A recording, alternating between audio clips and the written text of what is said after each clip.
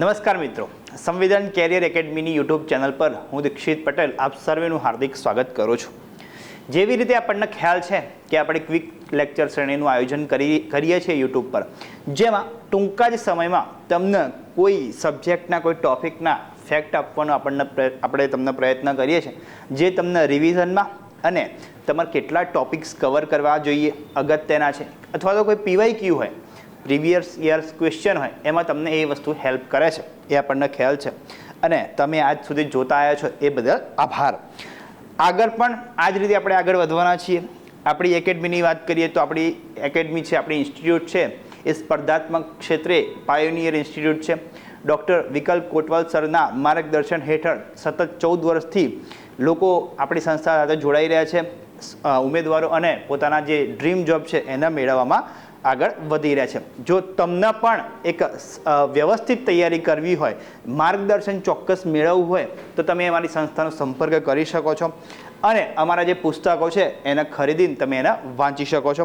એ માટે તમે અમારા સંસ્થાનો સંપર્ક કરી શકો છો અને અમારી વેબસાઇટની મુલાકાત લઈ શકો છો. તો જેવી રીતે તમે મને ઓળખો જ છો અને તમને ખ્યાલ છે કે આપણે હિસ્ટ્રી અને કલ્ચરમાં ટૂંકા જે લેક્ચરોની શ્રેણી આપણે લઈ રહ્યા છે, એમાં આજે આપણે વાત કરવી છે મધ્યકાલીન ભારતના જે ટોપિક મુઘલ સામ્રાજ્યની. બરાબર છે. મધ્યકાલીન ભારતના ઇતિહાસનો આ ભાગ છે. તમને જે રીતે બધાના ખ્યાલ જ હશે. આપણે શરૂઆત ક્યાંથી કરી હતી? છેક સિંધુ ખીણની સભ્યતાથી આપણે શરૂઆત કરી હતી. ત્યાંથી આપણે પ્રાચીન ભારતનો ભાગ જોયો, દક્ષિણ ભારતના રાજ્યો પણ આપણે જોયા.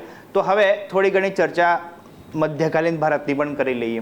જ્યારે મધ્યકાલીન ભારતની મિત્રો આપણે વાત કરતા હોઈએ ત્યારે આપણને ખ્યાલ હોય તો મોટાભાગે આપણે મુઘલ સામ્રાજ્ય અને દિલ્હી સલ્તનતની વાત કરતા હોઈએ છીએ. અને અત્યારે જે પરીક્ષાઓ લેવાઈ રહી છે એની પેટર્નને જોતા બધા એવું માને છે કે ભાઈ મિડિવલ ઇન્ડિયા છે કે મધ્યકાલીન ભારતના પ્રશ્નો ઓછા આવે છે. દરેક પરીક્ષાની એક પેટર્ન હોય છે, જેમાં આપણે જોઈએ તો દર વર્ષના પેપરનું એનાલિસિસ કરીએ તો આપણને ખ્યાલ આવતો હોય છે. તો એ પ્રમાણે વાત સાચી છે કે મધ્યકાલીન ભારતના પ્રશ્નો બહુ ઓછા પૂછાય છે, પણ જે અગત્યના રાજવંશો છે કે જેમનું ભારતમાં કંઈકનું કંઈક યોગદાન રહ્યું છે, સારું અથવા ખરાબ, કોઈ પણ ફાળો રહેલો હોય, એની આપણે ચર્ચા કરવી જોઈએ. અને મુઘલ વંશ તો અમે જોવા જઈએ તો મીડિયામાં વારે વારે ચર્ચામાં રહેતો જ હોય છે. સોશિયલ મીડિયામાં પણ તમે એનો ખાસો એવો પ્રભાવ જોતા હશો. એના વિશે વાતોચીતો થતી હોય એની પણ ચર્ચા ઘણીવાર થતી આપણને જોવા મળે છે. તો દિલ્હી સલ્તનત એવું રાખીએ કે ક્યારેક પછી સમય મળે આપણે ડિસ્કસ કરીશું, પણ મુઘલ સામ્રાજ્ય વિશે આપણે જોઈ લઈએ. ફરીથી કહી દઉં, આપણે થોડાક જ સમયમાં, મતલબ 15 મિનિટના સેશનમાં આપણે બહુ બધા ફેક્ટ્સની ચર્ચા કરવાની હોય છે, એટલે આમાં એકદમ સ્ટોરી વાઇઝ કહેવું પોસિબલ બનતું નથી. અને ઘણાને એવું વસ્તુ પછી વિડીયો લેન્ધી થઈ જાય. બરાબર છે. આપણે ક્લાસમાં જનરલી ડિસ્કસ કરતા હોઈએ છીએ, પણ આજે ક્વિક લેક્ચર શ્રેણીમાં તમે ફેક્ટ્સ ઉપર વધારે ફોકસ કર્યો એવી આશા રાખીને મેં આ તૈયારી PPTની તૈયારી કરેલી છે, બનાવેલી છે. એ માટે આપણે આગળ જોઈ લઈએ. તો મુઘલ સામ્રાજ્યની જ્યારે વાત કરતા હોઈએ ત્યારે શરૂઆત આપણે બાબરથી કરવામાં આવે છે. આમ તો આમના જે કનેક્શન છે એ છેક આપણે મિડલ ઇસ્ટથી જોવા મળે છે. બરાબર છે. અફઘાનિસ્તાન અને કઝાકિસ્તાનના જે પ્રદેશોમાંથી આ જે રાજવંશ ઉદ્ભવેલો છે. બરાબર છે. અને આમના જે એન્સેસ્ટર્સ તમે જુઓ તો તમે છેક ચંગેઝ ખાન સુધી પણ લિંક કરી શકો છો. બરાબર છે. તો એ વસ્તુ છે આમાં. તો શરૂઆત આપણે બાબરથી કરીએ છીએ, બધાને ખ્યાલ છે. આગળની કહાનીમાં આપણે જતા નથી. તો 1526થી ભારતમાં પાણીપતના પ્રથમ યુદ્ધથી બાબરનું સામ્રાજ્ય ભારતમાં સ્થાપિત થાય છે. ત્યારે ક્રમાનુસાર અલગ અલગ મુઘલ શાસકો દ્વારા ભારતમાં એક પરંપરાગત સામ્રાજ્યની શરૂઆત થાય છે. 1526થી 1530 4 જ વર્ષ બાબરને અહીંયા પ્રોપર દિલ્હીમાં શાસન કરવા મળે છે. હુમાયુની વાત કરો તો ત્યારબાદ હુમાયુ આવે છે 1530થી 40. આનો વિચારણ આગળ જોઈએ કેમનું થાય છે, પણ જનરલી હુમાયુ અને અકબર સુધીની વાત આપણે મુઘલ સામ્રાજ્ય ભાગ 1માં કરીશું. બાકીના જે રાજાઓ છે એમની ચર્ચા આપણે ક્યારે કરીશું? તો મુઘલ સામ્રાજ્ય ભાગ 2. બરાબર છે. ચાલો નેક્સ્ટ. આ ટોટલ મુઘલ સામ્રાજ્યમાં આપણે આટલા રાજાઓ ભણવાના થાય છે મધ્યકાલીન ભારતમાં. જુઓ, ઔરંગઝેબ પછી જે મુઘલ્સ આવશે એને લેટર મુઘલ્સ કહેવાય છે. બરાબર છે. ગ્રામેટિકલ મિસ્ટેક માટે જરાક માફ કરજો, ફ્લોમાં. બરાબર છે. તો આ જે મુઘલ્સ જે એમ્પરર છે એની ચર્ચા આપણે મુખ્યત્વે મધ્યકાલીન ભારતમાં કરતા હોઈએ છીએ. ત્યારબાદ ઔરંગઝેબ પછી જે આવે છે અને બ્રિટિશર્સના હાથે એ લોકો પરાસ્ત થાય છે, તો એની ચર્ચા આપણે જ્યારે કંપનીની વાત કરતા હોઈએ, આધુનિક ભારતની વાત કરતા હોઈશું ત્યારે કરીશું. બરાબર છે. બાબર, હુમાયું, અકબર, જહાંગીર, શાહજહાં અને ઔરંગઝેબ, આટલા રાજાઓ ભાગ 1 અને આટલા રાજાઓ ભાગ 2. બરાબર. ચલો શરૂઆત કરીએ. સૌપ્રથમ બાબરની જો વાત કરીએ 1526 થી 1530, બાબર કઈ રીતે ભારતમાં શાસનમાં આવે છે એની પણ એક અલગ સ્ટોરી છે. પણ આપણી જોડે જે સમય છે એને માન રાખતા આપણે એના ફેક્ટ્સ જોઈ લઈએ, બાબર સાથે જોડાયેલા ફેક્ટ્સ. નામ છે એનું ઝહીરુદ્દીન મુહમ્મદ બાબર. બહુ જ ચર્ચામાં રહેતો. મીડિયા અને સોશિયલ મીડિયામાં રાજનીતિના જે પ્લેયર્સ છે, બરાબર છે, જે રાજનીતિ કરવાવાળા નેતાઓ છે, એમના મોઢે પણ બાબરનું નામ વારે વારે તમને સાંભળવા મળતું હોય છે. આપણે એ બધી ચર્ચામાં નથી પડવું, થોડીક ફેક્ટ્સ જોઈ લઈએ. જન્મ થાય છે 1483માં, ઉઝબેકિસ્તાનમાં એનો જન્મ થાય છે. આત્મકથા તુઝુકે બાબરી એને અથવા તો એને કહેવાય છે બાબરનામા. આમાં તમે જ્યારે આત્મકથાઓ જોશો ત્યારે બાબરનામા, બરાબર છે, હુમાયુનામા, એવા નામા તમને જોવા મળશે. બરાબર છે. અને એનું જે પર્શિયન છે અથવા તો એના શું કહેવાય ઉર્દુ છે, એમાં એનું નામ છે તુઝુકે બાબરી. બરાબર છે. તો પર્શિયન અને ઉર્દુ આમ તો અલગ લેંગ્વેજ છે, પણ એનો આ પર્શિયનમાં લખાયેલી છે. ઉઝબેકિસ્તાનમાં એનો જન્મ છે. ઓકે.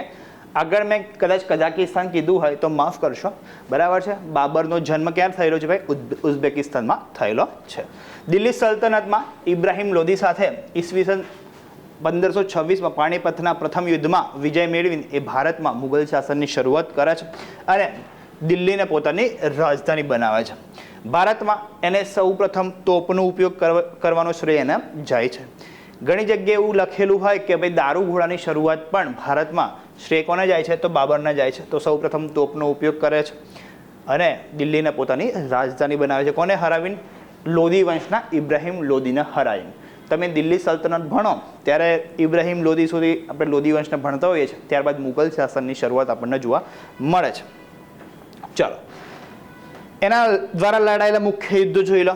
પાણીપતનું પ્રથમ યુદ્ધ 1526 ઇબ્રાહિમ લોદીને હરાવે છે અને પછી ભારતમાં શાસન થાય છે. ખાનવાનું યુદ્ધ 1527 કન્ટિન્યુઅસ યુદ્ધ જ કરે છે. જો એનું શાસન ખાલી 4 વર્ષનું છે. 26 થી 29 સુધી 4 વર્ષ એ યુદ્ધમાં જ જોડાયેલો રહે છે. ખાનવાનું યુદ્ધ રાણા સાંગા સાથે થાય છે. રાજપૂત રાજા હોય છે, બરાબર છે, અને મહારાણા પ્રતાપના એન્સેસ્ટર હોય છે. ચંદેરુનું યુદ્ધ થાય છે 1528માં મેદની રાય સાથે થાય છે અને ઘાઘરાનું યુદ્ધ 1529માં મહમૂદ લોદી સાથે આપણને જોવા મળે છે.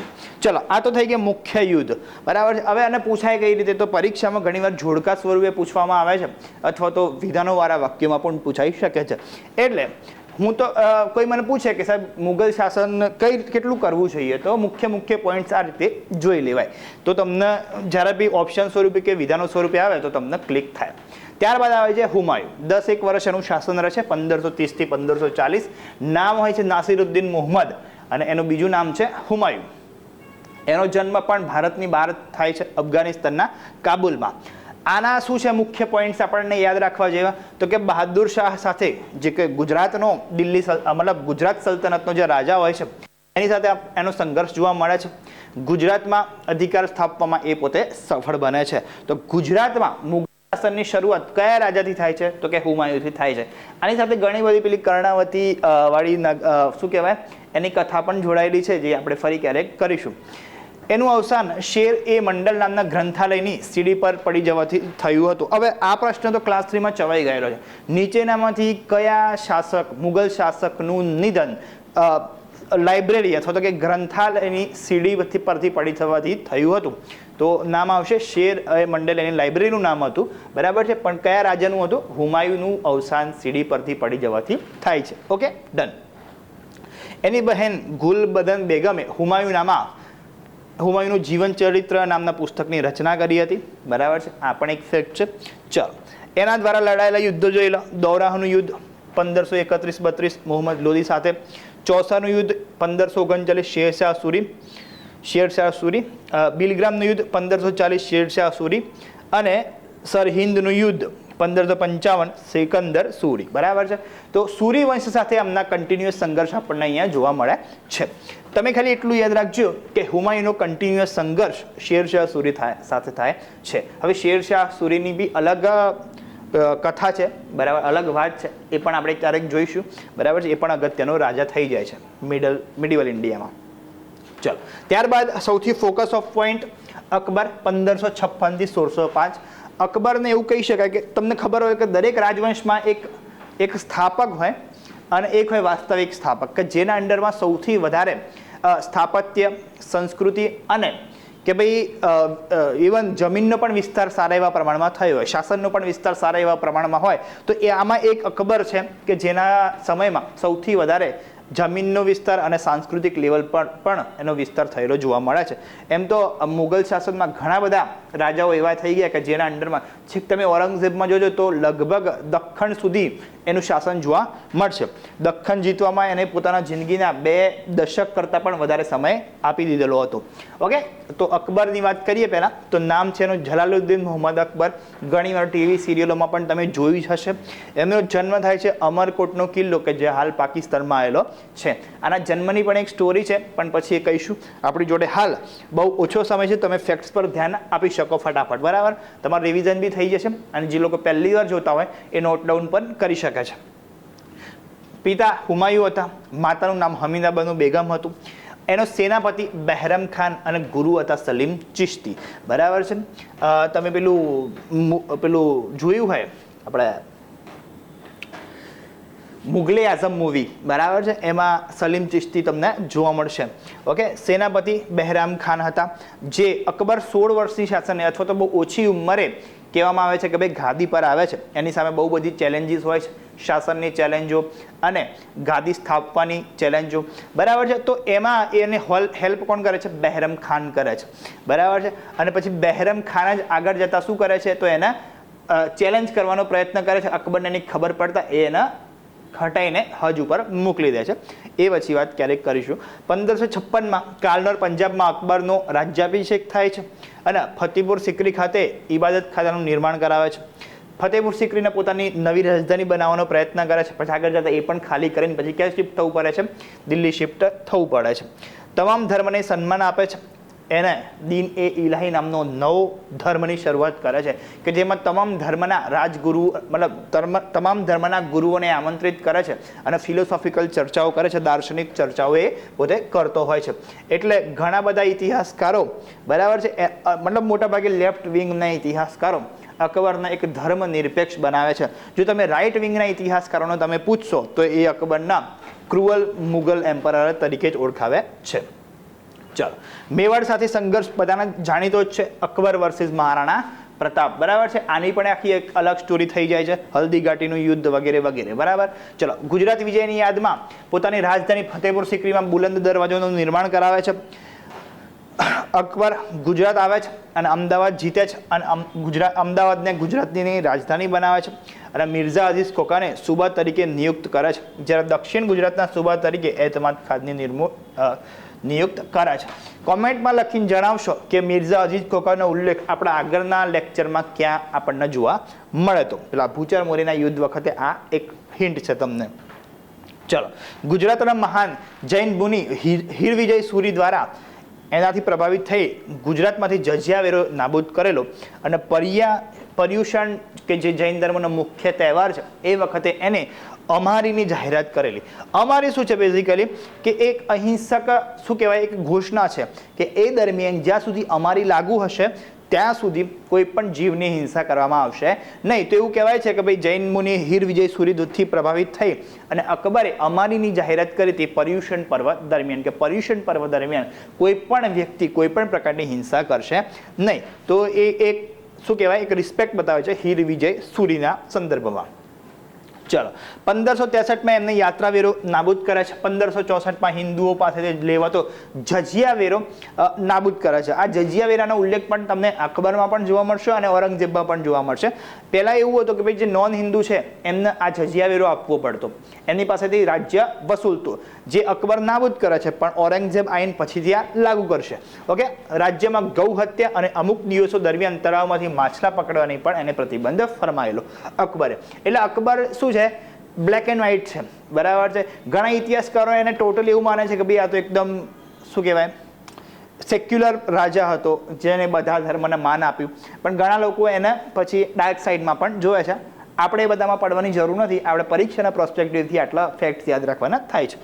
બીજી વસ્તુ શું કામ કરવામાં આવે એના દ્વારા, અકબર દ્વારા જમીન માપણી માટે ઇલાહી ગજ નામના માપનો ઉપયોગ કરવામાં આવે છે અને જલાલી નામના ચાંદીના ચોરસ સિક્કાઓની શરૂઆત કરે છે. આ બધા નામ પૂછાઈ શકે છે એટલે તમને એક ફેક્ટ્સ આપી રહ્યો છું, બરાબર. અકબરના સમયમાં તાંબાના સિક્કા ચલણમાં હતા અને તાંબાના સિક્કાને શું કહેવામાં આવતા, દામ. આ દામ શબ્દ આજે પણ પ્રચલિત છે. ઓકે, અકબરે ઘોંડવાના રાજ્યના રાણાની બહેન કમલાવતી સાથે લગ્ન કર્યા હતા. આમેરના રાજા ભારમલની પુત્રી હરખાબાઈ સાથે લગ્ન કર્યા હતા અને તેમના 2 પુત્રો ભગવાનદાસ કે જે દત્તક પુત્ર હતા અને માનસીને દરબારમાં માનભર્યું સ્થાન આપ્યું હતું. પેલી મનસબદારી પ્રથા એ વખત ચાલતી હતી અને 12,000ના મનસબદાર તરીકે માનસીને શું કહેવાય એને સ્થાન આપેલું હતું અને આ જ માનસી મહારાણા પ્રતાપ સાથે યુદ્ધ કરવા જાય છે. હવે તમે પૂછો સાહેબ જોધાબાઈ શું હતું, તો જોધાબાઈ જેવું કેરેક્ટર ઇતિહાસકારો માનતા નહોતા, બરાબર. રાજા ભારમલની પુત્રી હરખાબાઈ સાથે અકબરના લગ્ન થયેલા હતા. આ ઐતિહાસિક ડોક્યુમેન્ટ છે. ચલો શું છે નેક્સ્ટ, અકબરના રત્નો તમે જોઈ લો. અબુલ ફઝલ કે જે આઈને અકબરી અથવા અકબર નામની કે જેના પર શું કહેવાય એને પુસ્તક લખી છે, એના જીવન પર જીવન વૃત્તાંત છે, એના રચયિતા કોણ છે, અબુલ ફઝલ. ફૈજી શું હતા, સંસ્કૃત સાહિત્યના વિદ્વાન હતા. ટોડરમલ જોઈ લો તમે, આઈ થિંક તમને દેખાતું હશે, થોડા ટેકનિકલ ગ્લિચના કારણે આ વસ્તુ થઈ રહી છે. ટોડરમલ દિવાન અને જમાબંધી મહેસૂલ પ્રણાલીમાં અમલમાં મૂકનાર હતા, બરાબર. બેઝિકલી કેવા હતા, દિવાન હતા. તો માનસી સેનાપતિ હતા એમના. મુલ્લા દો પ્યાજા નામ પરથી ખબર પડી જાય, શાહી રસોઈયા હતા. હકીમ હુમામ યુનાની ઔષધિઓના વૈદ હતા. મુન્ના બખબુ પારસી લેખક હતા. તાનસેન આપણને બધાને ખ્યાલ જ છે, શાસ્ત્રીય સંગીતના જાણકાર હતા અને બધા યુનિકોણ હતા, ઇતિહાસકાર હતા. અને બિરબલ જેનું મૂળ નામ હતું મહેશદાસ, બિરબલનું મૂળ નામ પણ પૂછાયેલું છે. તો એ પ્રખર બુદ્ધિ ચાતુર્ય ધરાવનાર મંત્રી પોતે હતા. તો અકબરના જે રત્નો છે એ ખાસ વસ્તુ તમે યાદ રાખજો. અકબરના કાર્યો જોઈ લો, મુખ્ય કાર્યો સુધારાવાદી. તો 1562માં દાસ પ્રથાનો જે અંત કરે છે, જેને આપણે સ્લેવરી કહીએ છીએ, એનો અંત કરે છે. 63માં તીર્થયાત્રાનો કર સમાપ્ત કરે છે, જેને હિન્દુ વેરો કહેવામાં આવતો, જે કાશી મથુરા અને હરિદ્વારની યાત્રા પર લાગતો હતો. 64માં જજિયા કરની સમાપ્તિ કરે છે. 71માં 1571 મતલબ ફતેહપુર સિક્રીની સ્થાપના. 82માં દીન એ ઇલાહી ધર્મની સ્થાપના કરે છે. આમ 1599માં મનસબદારી પ્રથાની શરૂઆત કરે છે. તો આ પ્રમાણે અકબરના જીવનના જે આ ફેક્ટ્સ હતા એ પૂછાય છે. મોટાભાગના પ્રીવિયસ યર્સના પેપરમાં કયા કયા ફેક્ટ્સ પૂછાય છે એનું સંમેલન કરીને મેં આ પ્રમાણે તૈયાર કરેલું હતું પ્રેઝન્ટેશન, જે તમે આઈ થિંક મને આશા છે કે તમે આ વસ્તુ નોટ કરી હશે.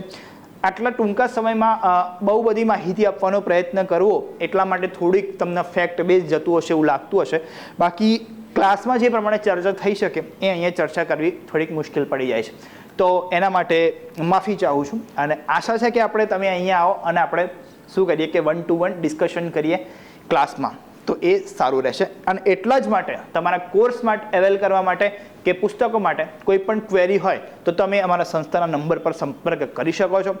મળીએ નવા લેક્ચરમાં મુગલ સામ્રાજ્યના ભાગ 2માં, જ્યાં તમે અકબરથી આગળ જે રાજાઓ છે એની વાત કરીશું. ફરીથી મળીએ, ત્યાં સુધી મહેનત કરતા રહેજો, તમારું ધ્યાન રાખજો અને તમને અમારા લેક્ચર્સ કેવા લાગી રહ્યા છે એના વિશે કોમેન્ટ્સમાં જણાવતા રહેજો. મળીએ નવા લેક્ચરમાં, ત્યાં સુધી જય હિન્દ, જય ભારત.